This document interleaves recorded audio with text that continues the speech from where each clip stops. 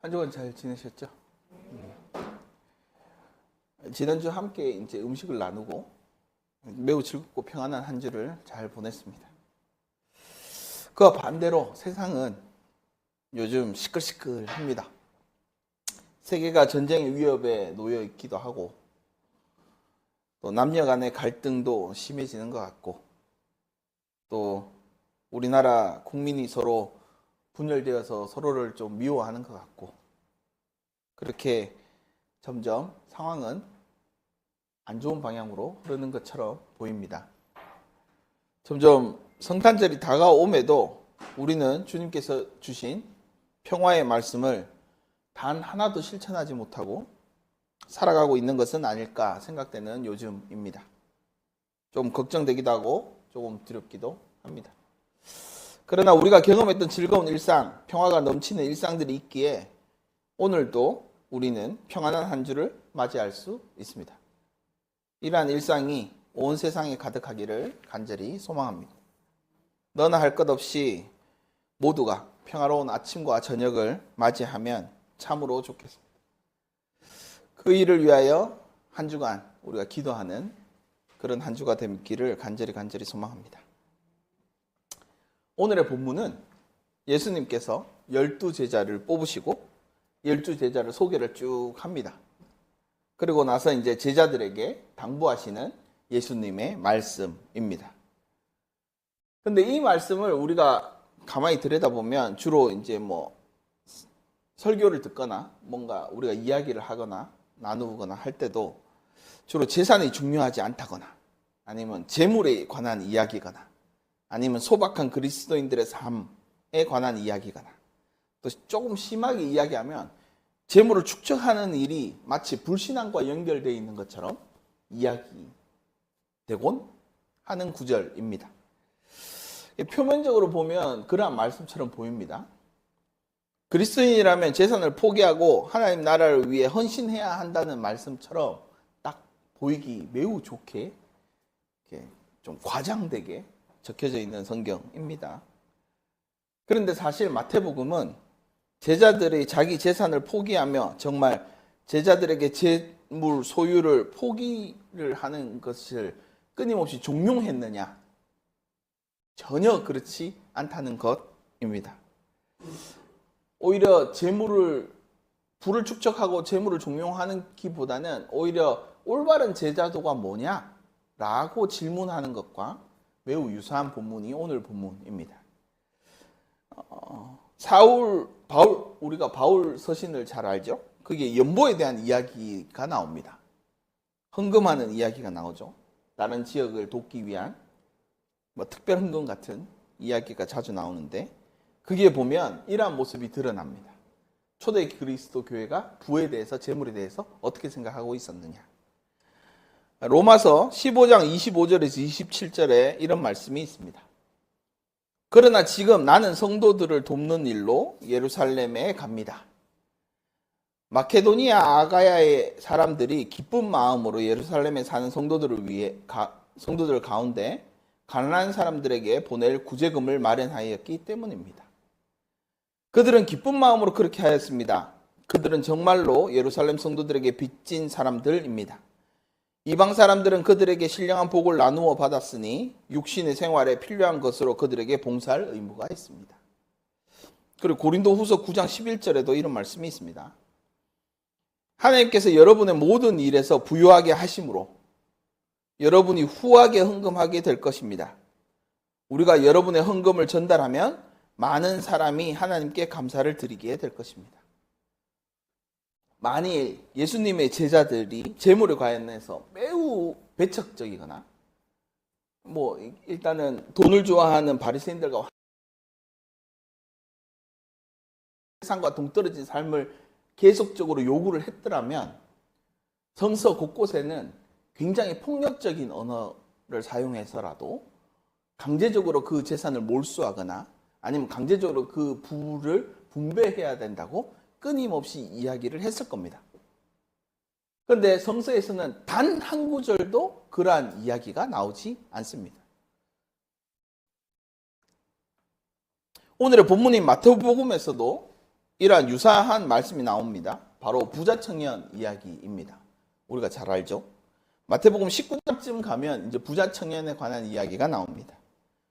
근데 이제 부자 청년은 마태복음이 재물을 소유하는 것과 제자도의 상관관계를 굉장히 잘 보여주는 성서 구절이기도 합니다.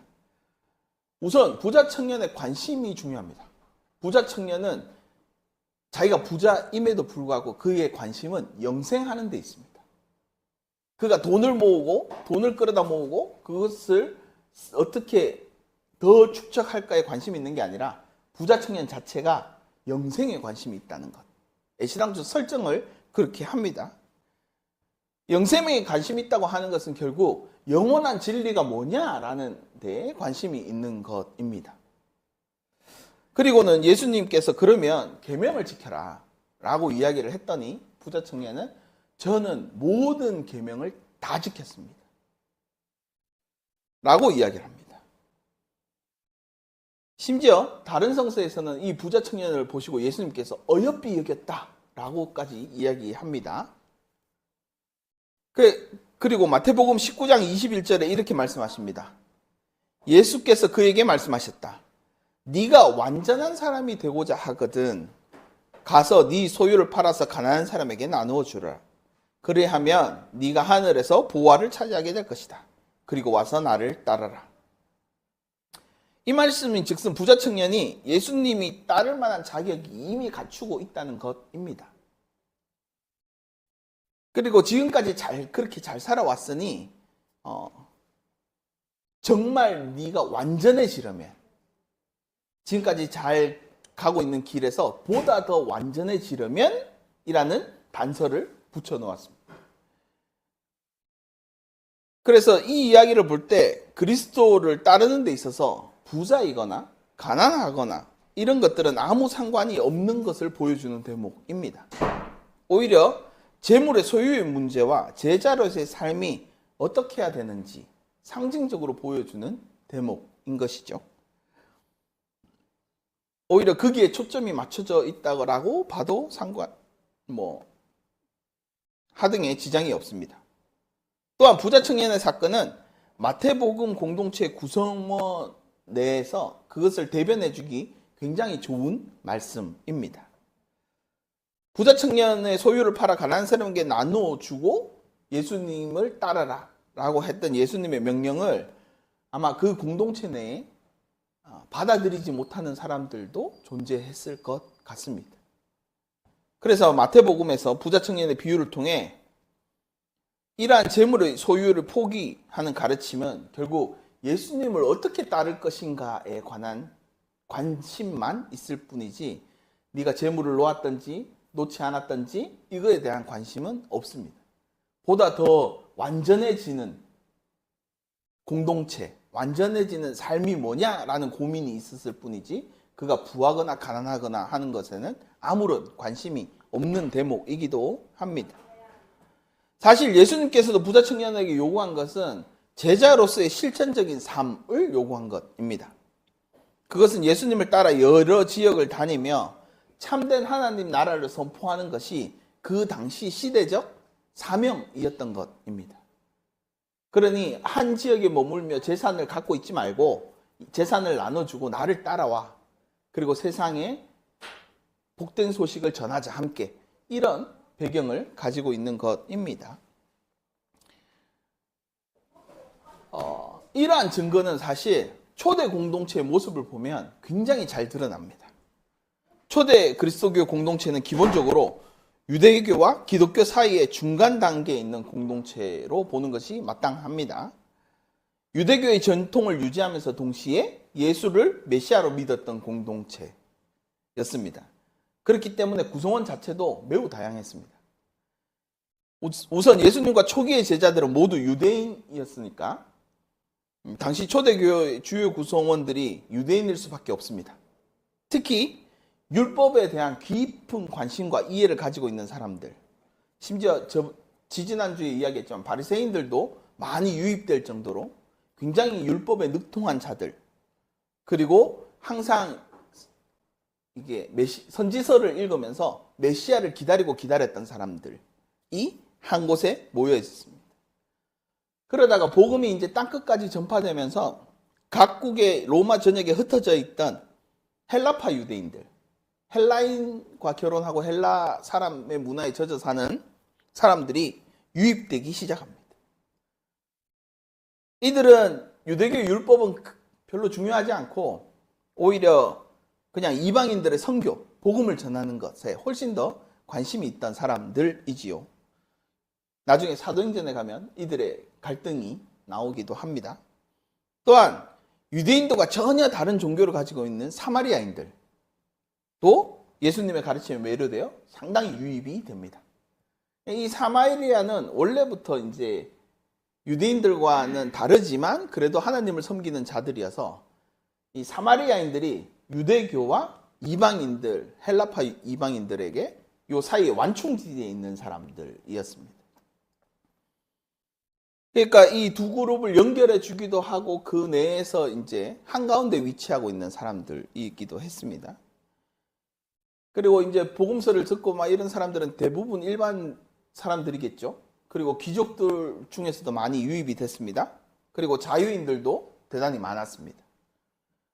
근데 그들만 있었냐? 노예들도 유입이 됩니다. 로마 제국 시대에는 노예 제도가 만연했는데 노예들도 그리스도 공동체에 참여하게 됩니다. 그러면서 그 공동체 내에서 평등과 자유를 경험하게 됩니다.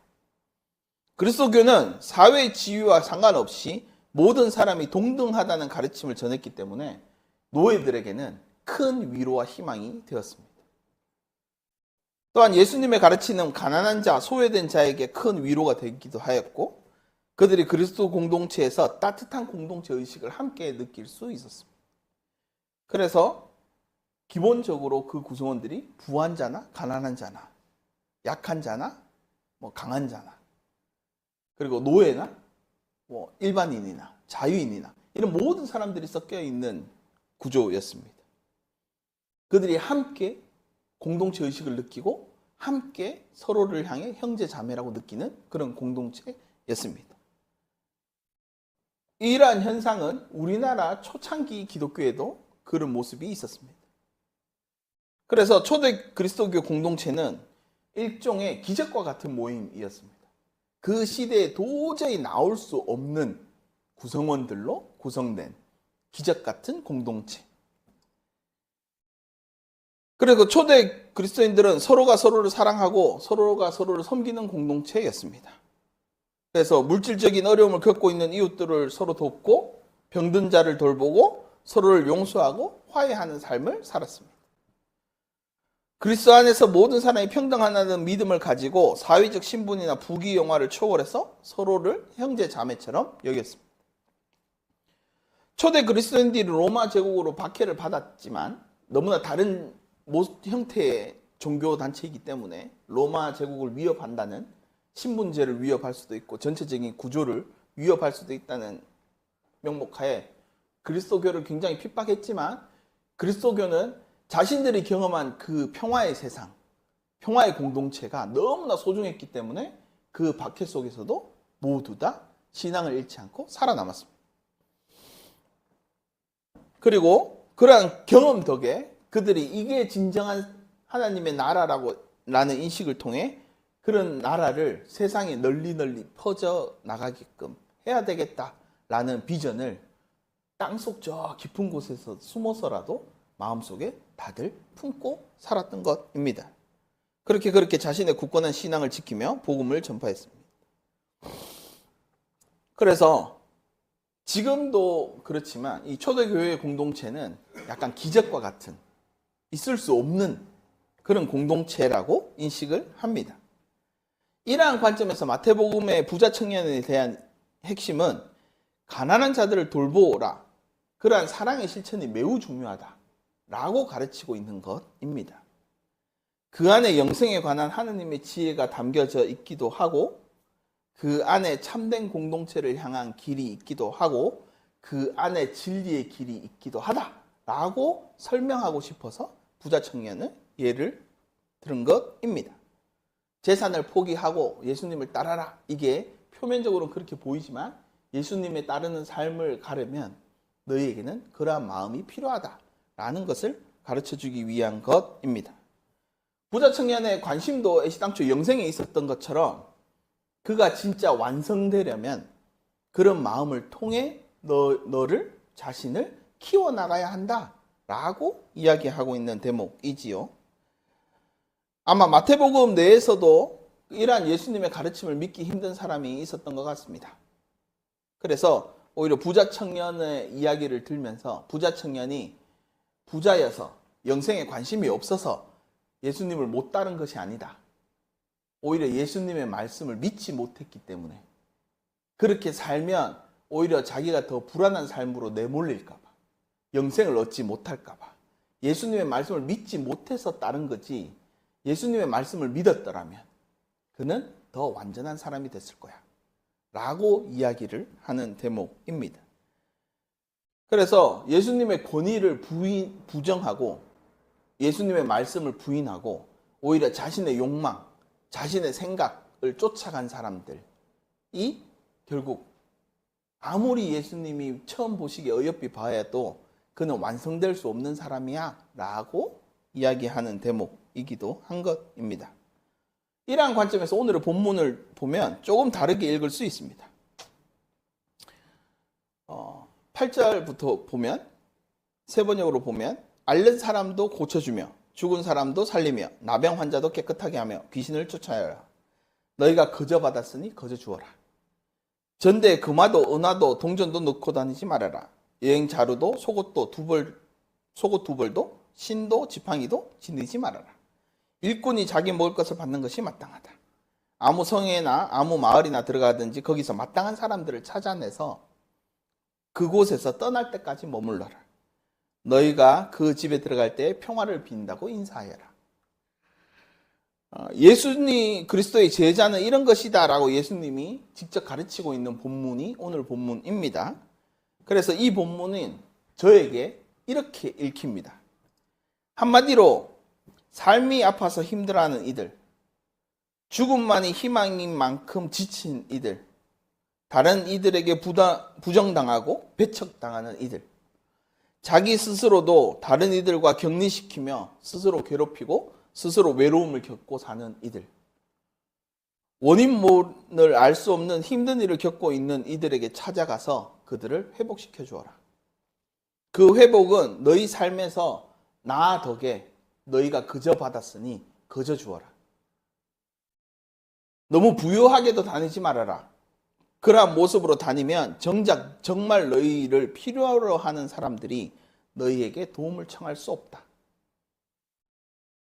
하나님의 말씀을 전하는 일꾼의 모습으로 다녀라. 하나님께서는 너희의 쓸 것을 아신다. 그리고 채워줄 것이다. 그리고 너희가 어디를 가든지 평화를 바라는 사람, 평화를 이룩하는 사람이라는 것을 잊지 마라. 그리고 너희의 마음이 같은 사람이 어떤 성에 있다면 그 사람과 함께 평화를 이루는 모습을 보여주어라. 그러면 어느 성이든 어느 마을이든 너희가 나의 제자인 줄 알 것이다. 사실 초대 그리스도교가 기적 같은 공동체를 이룩한 것은 결국 이렇게 서로가 서로에게 줄 수 있는 가장 큰 선물을 주었기 때문에 가능했다고 보입니다. 서로가 함께하면서 평화를 이루고 서로의 마음에 안정감을 주고 한결같은 일상을 서로에게 선물을 해줬기 때문에 높은 자나 낮은 자나 주인이나 종이나 모두가 서로 존중받고 존중하는 그런 삶을 살 수 있었고 모두가 형제 자매로 서로를 받아들일 수 있었던 것입니다.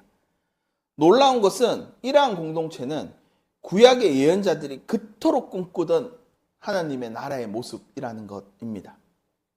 마태복음이 구약 성취가 매우 중요하다는 것을 제가 계속적으로 이야기를 하고 있죠.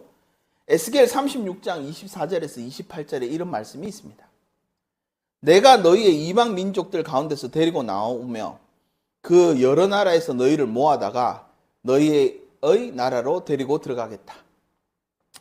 그리고 내가 너희에게 맑은 물을 뿌려서 너희를 정결하게 하며 너희의 온갖 더러움과 너희가 우상을 섬긴 모든 더러움을 깨끗하게 씻어주며 너희에게 새로운 마음을 주고 너희 속에 새로운 영을 넣어주며 너희 몸에서 돌같이 굳은 마음을 없애고 살갗처럼 부드러운 마음을 주며 너희 속에 내 영을 두어 내가 나의 모든 율례를 대로 행동하게 하겠다.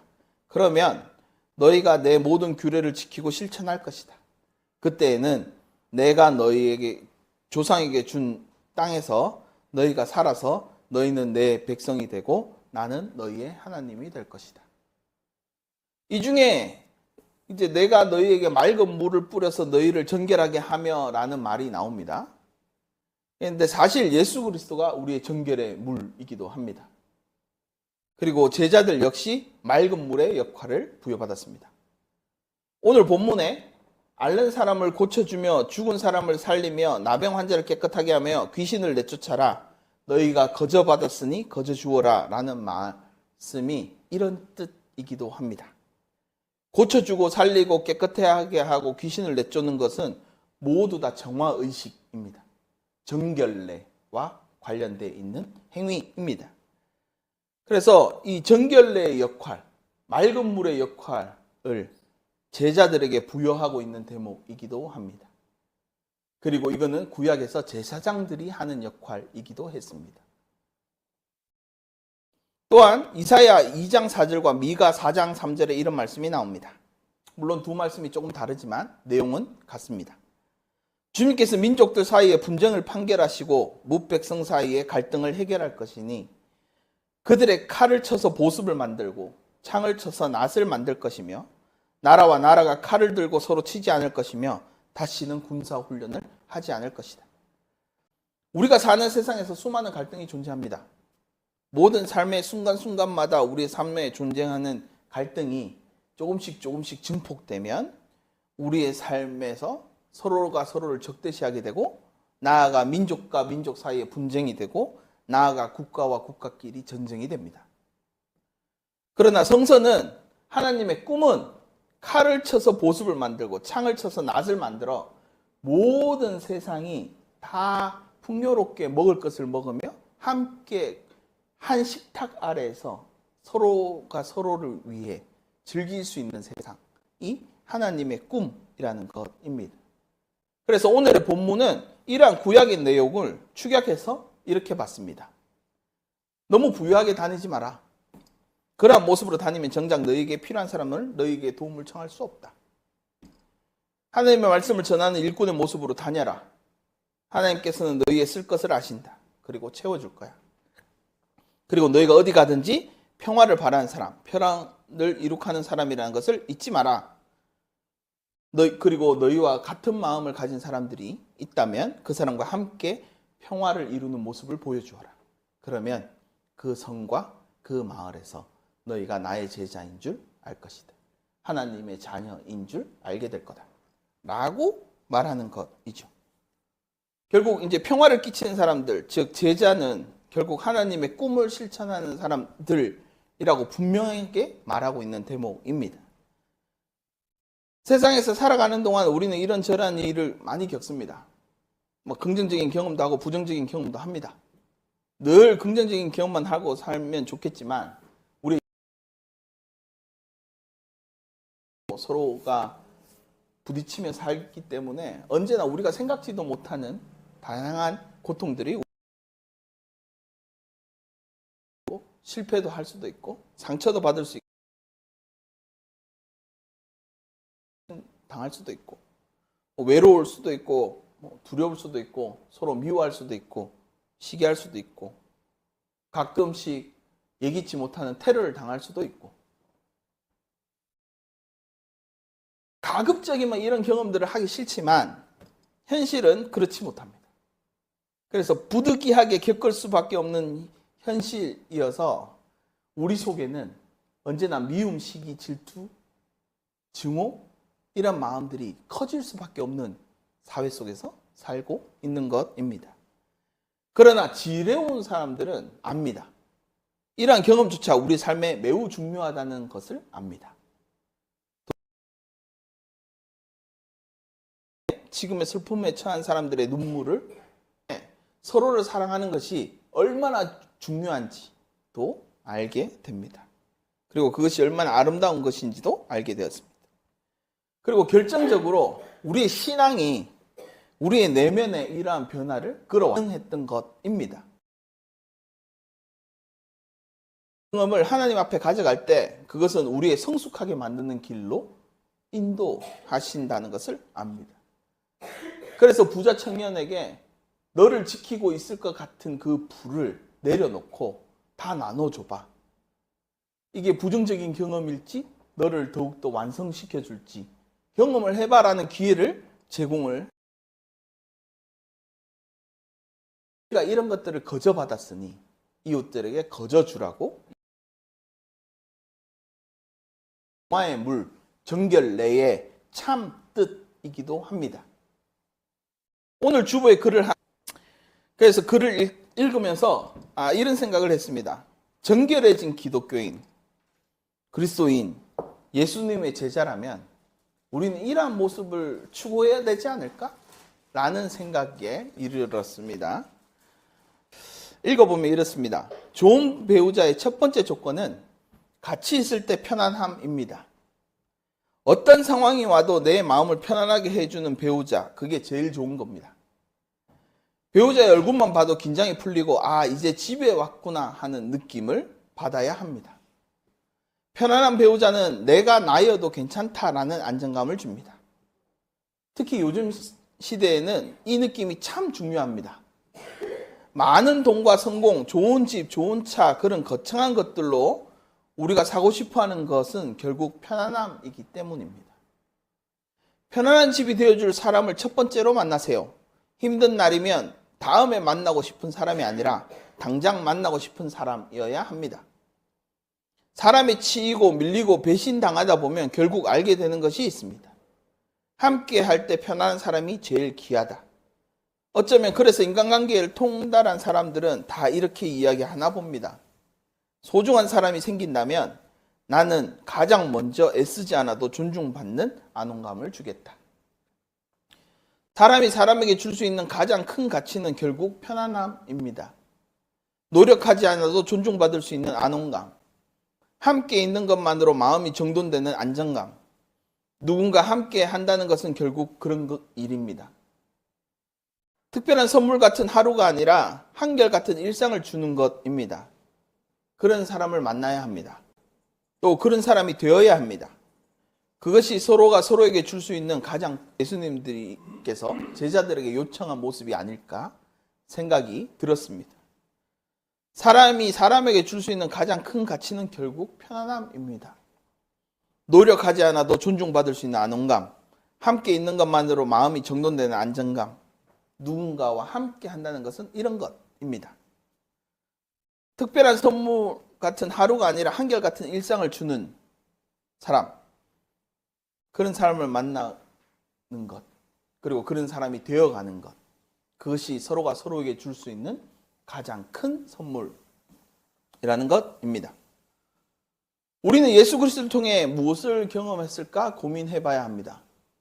예수 그리스도의 믿음으로 우리가 경험한 것이 무엇인지 고민해 봐야 합니다. 예수님께서 우리와 세상 끝날까지 함께 하시겠다는 말씀을 듣고 우리는 무엇을 느꼈는지 고민해 보아야 합니다. 예수 그리스도는 우리의 본향이 되어 어떠한 상황이 와도 내 마음을 편안하게 해주는 분으로 우리 곁에 와 있습니다.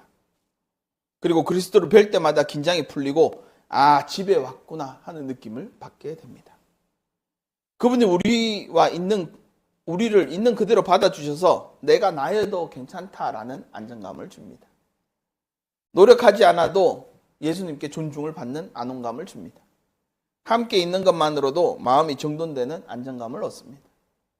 그리스도께서는 우리와 세상 끝날까지 함께 한다는 약속을 통해 우리에게 주고 싶은 것들은 언제나 그리스도와 함께 있어서 함께 꿈꾸고 하나님 나라를 나아갈 수 있다. 우리가 오늘 이렇게 살면 결국 도달한 것은 하나님 나라일 거야 라는 매일의 일상을 예수 그리스도께서는 선물로 주고 계시는 것입니다. 이런 그리스도를 만난 자들, 제자라면 우리도 역시 그런 사람이 되어야 합니다. 그것이 서로가 서로에게 줄 수 있는 가장 큰 선물입니다. 그리고 하나님 나라는 그 선물로 가득 찬 공간이 하나님 나라라는 것입니다. 하나님 나라는 힘의 나라가 아닙니다. 결국 뜻의 나라입니다. 우리 곁에 있는 이들을 진심으로 아끼고 존중하고 정성을 다해야 할 힘은 하나님부터로 옵니다. 하나님은 그렇게 하나님 나라를 이루고 싶어 하기 때문에 우리를 성령을 선물로 줘서라도 서로가 서로를 아끼게끔 만들어 주셨습니다. 그리고 그 거룩한 일에 우리는 부름을 받았습니다. 그리고 이 거룩한 일을 부여받은 곳이 교회라는 곳입니다. 그래서 교회는 무엇보다 환대의 공간이 되어야 합니다. 한 사람 한 사람이 귀히 여김을 받아야 합니다. 교우들이 서로 하나님이 보내신 사람이라고 알아야 합니다. 그리고 서로를 향해 평화의 인사를 할 줄 알아야 합니다. 그리고 그 사람과 더불어 평화를 이루게 합니다. 그래야 그 속에 하나님 나라가 임하고 그것이 세상에 퍼져나가게 되는 것입니다. 가장 중요한 것은 하나님이 오늘 우리 곁에 데려놓으신 이들이 여전히 하나님께서 사랑하는 이들이라는 것입니다. 그래서 더불어 일치를 이루고 평화를 이루어야 비로소 참된 공동체가 된다라고 이야기를 한 것입니다. 그리고 그 모습을 초대교회 공동체 모습으로 우리에게 보여주셨습니다. 지금은 많이 퇴색되어 있지만 그 초대교회 공동체는 결국 구약에서 끊임없이 꿈꿔왔던 세상이었던 그러한 삶의 여정을 걸어서 기적 같은 공동체를 이루었듯이 우리 역시 그런 사람, 그 제자가 되어야 합니다. 예수 그리스도께서 앞서가신 그 길을 주저하지 말고 따르는 희망이자 평화를 세상에 끼치는 정결한 물이라고 오늘의 본문에서 규정하고 이야기를 합니다. 그리고 제자들에게 그렇게 당부를 하고 그리고 그 본문을 읽는 오늘 우리들에게도 당부를 합니다. 이 말씀을 붙들고 전쟁 같은 세상에서 사랑과 평화를 심어나가는 우리가 되기를 간절히 소망합니다. 기도하겠습니다. 하나님 참으로 감사를 드립니다. 우리를 성령으로 정화시키시고 그리스도의 마음을 본받을 수 있는 의인의 모습으로 살 수 있도록 하심에 참으로 감사를 드립니다. 초대교회의 그리스도도 기적 같은 모습을 보였습니다. 한국 교회도 처음에는 그와 같은 모습이었습니다. 하나님께서 당시 사회에서 줄 수 없는 평온함을 서로가 서로에게 선물을 주었기에 그 거룩한 공동체로서 사회에 끼치는 영향이 어마어마했습니다. 그러나 오늘 현대인의 그리스도인의 모습은 유다의 잃어버린 양과 같은 모습과 별반 다르지 않습니다. 지금까지 지내오면서 하나님의 놀라운 사랑을 체험했고 은혜를 입었음에도 불구하고 여전히 믿음이 작은 모습을 보입니다. 성도가 모이면 밝고 긍정적인 에너지를 뿜어내는 이야기로 서로를 나누어야 하는데 오히려 부정적인 이야기를 서로 주로 합니다. 결국 이러한 분위기는 교회의 다른 지체들에게 상실감을 주게 될 겁니다. 그리고 거기에 더해 자기 자신도 상처 입게 될 것입니다. 이렇게 우리의 잃어가는 모습을 보고 우리의 믿음이 부족함을 보시고 언제나 우리 곁에서 우리를 붙들어 주십시오. 그리스도의 빛을 따라 우리도 더욱 깊은 믿음의 길로 나아갈 수 있기를 간절히 소망합니다. 그래서 우리 공동체가 평화의 일상이 되게 하시고 나아가 세상의 평화의 일상을 선물로 줄 수 있는 그런 공동체로 거듭날 수 있도록 우리를 인도해 주십시오. 언제나 빛으로 인도하시는 우리 주 예수 그리스도 이름으로 기도드립니다.